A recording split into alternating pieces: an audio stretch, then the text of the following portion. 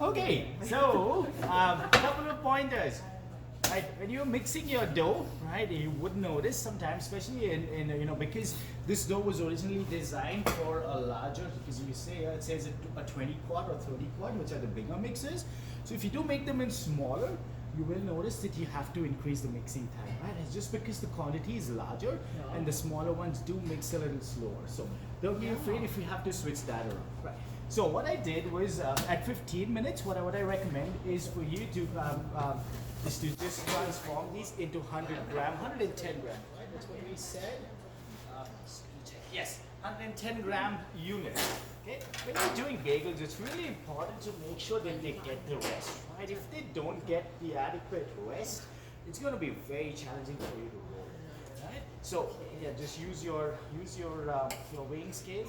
110 grams, 125. Yeah. And then just make sure you transform it into a ball and then place it. Anytime you're rolling, any shape add on, right? Any shape you're going to be rolling, it's always easier to start off with a round ball because that makes sure it's nice and even.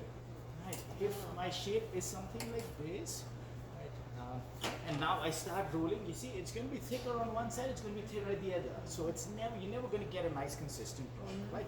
So always better to start off with. Okay? So mine's a double recipe, so mine should give me about 24, enough for everyone to eat, I guess, right? Because lunchtime, so I ordered some cream cheese, so we get some cream cheese here. And obviously we've got some bacon and plenty of stuff, so it's going to be exciting. All right, so do those and just leave them aside. Okay, so do that first. Okay. Then, as you're waiting, what we're going to do is we're going to make our filling for the bailys. So for that, we're going to be using some onions. If you go into the fridge, look straight through, you'll find a huge box of onions. Sorry. Yeah, so just make sure you can grab one onion. So we're going to be using, 100 grams of onions, 100 grams of bacon per person. So on your table, that means it's what, 400 grams of bacon. Again, you can go a little more if you like extra bacon. So you can go a little extra, that's okay. Right?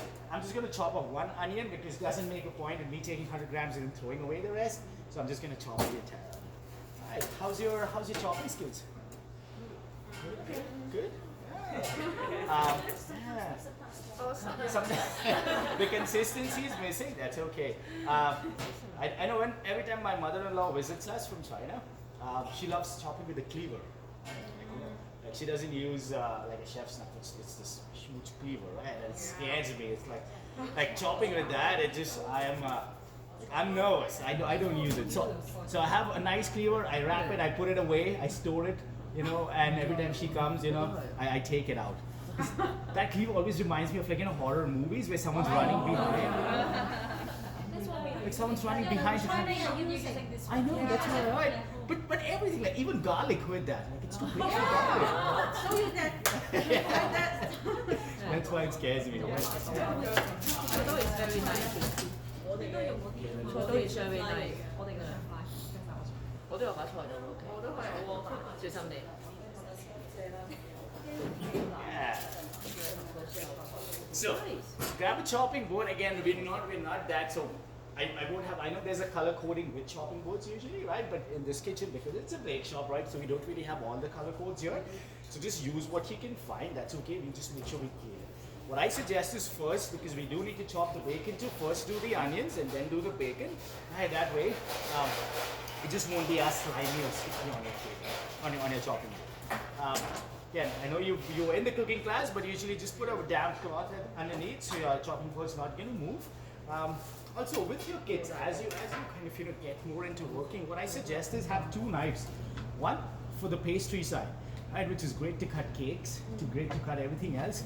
The other for cutting vegetables or fruits, because I can tell you, the pastry knife is going to go through a lot because sometimes you cut stuff on a wooden table, sometimes you cut stuff on a sheet tray, because you cut cakes and so much stuff, right? So it does take a lot of damage. Right. Also, with my pastry knife, I don't want this to be sharp because every time I work with a sharp knife, especially trying to cut cakes, I just cut myself. So yeah, so this one's not that sharp, right? It's perfect for cutting cakes. Also, when you cut cakes, normally you heat up your knife, right?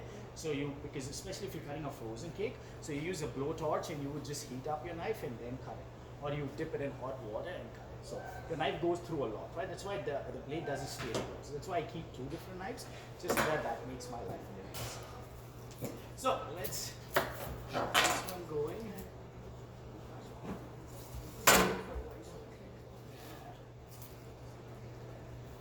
So what's some of the stuff that you guys have made in the cooking class so far? What have you guys made? Soups and stocks? Nice. Did you guys cook anything? Like cook a dish or something? No cooking? Was there deboning chicken? He demoed? Did you guys do it? No. Just do preparation. We did, yes. So you know the one when I was in hotel school back in India, we didn't really have a pastry program. So we had a general cooking program. It was a 3-year course. You did 1 year of cooking, you did 1 year of baking, and you did 1 year of front office, F&B and everything, like front of the house stuff, right? And then basically at the end of 3rd year, you had to choose what you wanted to specialize in. So the choice for me was very easy, right? Not because I love baking, but it was the last thing on my list. Because when I was in the cooking program, the first day I had to debone a chicken. I just trying to pull that skin off the chicken. I was like, I'm not gonna do this.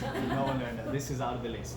Then I went into F&B, right? And they made us carry these huge like trays, huge ones, right? With like loads of plate on it. Because back in the day, when you when you stayed in a hotel or you worked in a hotel, and you went to in-room dining, there was no real carts. You had to carry everything on your hand, right? So they would stack up plates, and then you had to carry and walk around to the restaurant.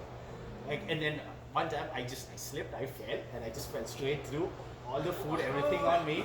So I said, okay, cooking's out, F&B's out. So now I guess baking is the only one, so I better try and be good at it. So that is how I made it. But yeah, it's great to have this program where you do just baking because it's so much nicer. Right, so we're just gonna dice them really fine because we will be sauteing these onions.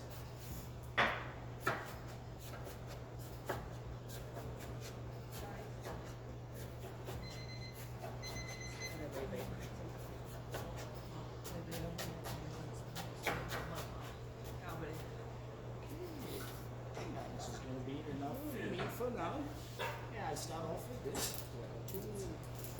Okay, save this one for later. Have you seen videos of people actually cutting onion and stuff in their hand? I don't know how they do it. Like no chopping board, they just go. And I know, especially if you go to street food vendors, right? You see them doing it a lot. Like they just cut everything by hand. It takes a lot of skill. Okay, so grab yourselves a pot, and again, if this is something you want to cook as a group, I would suggest do that. So get all your mise en place ready. You can do a couple extra. Let's just do some extra. If you have extra filling, take it home. And you can try doing some bagels at home, or just make some bread with some really good filling. Okay, so before I start that off, actually I got to do the bacon next. So I'm gonna move that over.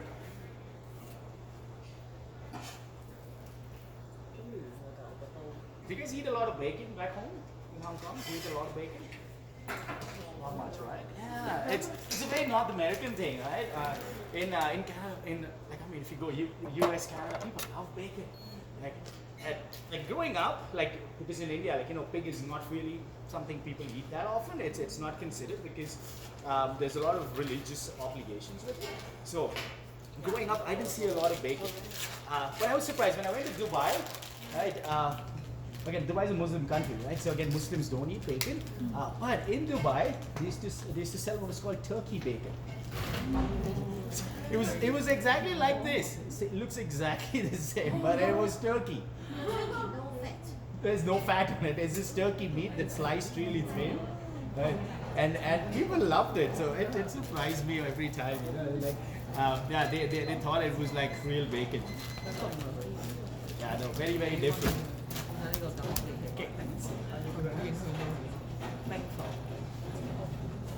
If you actually went to a supermarket in Dubai or anywhere in the Middle East, you can buy bacon. Bacon is available, but the space where bacon or any pork products are sold, usually there's a red marking around on the floor, and there'll be huge signs, and there'll be doors that open and shut.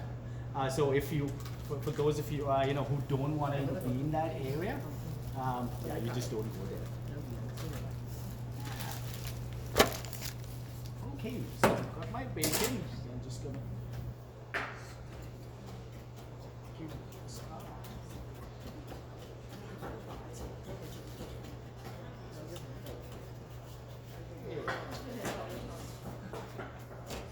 So try and make it quite small because when you eat it, you don't want it to be too chunky. So, and again, not too small. Something like that is good. The reason why I'm starting off with my bacon is because the bacon is going to give a lot of fat. Right? It's going to give out a lot of fat, and I won't really need any oil once I do that. So I'll just cook the onions in the bacon fat. That's just going to help this go a lot quicker.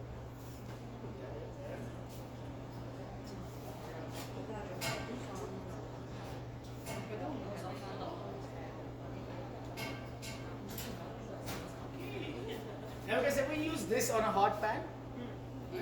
Yeah, these are great. I cook these days at home. I do everything with this. Like I cook everything with this because these are wonderful. The thing is to be careful about is make sure it has a red handle. If it doesn't have a red handle, it's not heat resistant, and then it's gonna melt. So start off with that.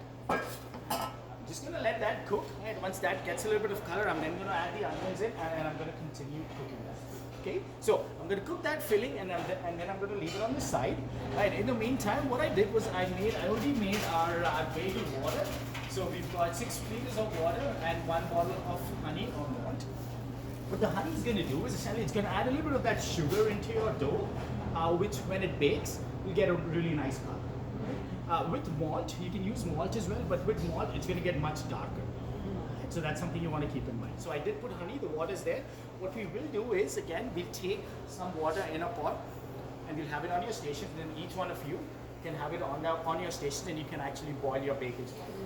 So I'm going to show you that next. So what I suggest is, folks, if you want to go back to your stations, right, portion up your dough into 110 grams, let that rest, and then start cooking your bacon and onion. This might take a little while.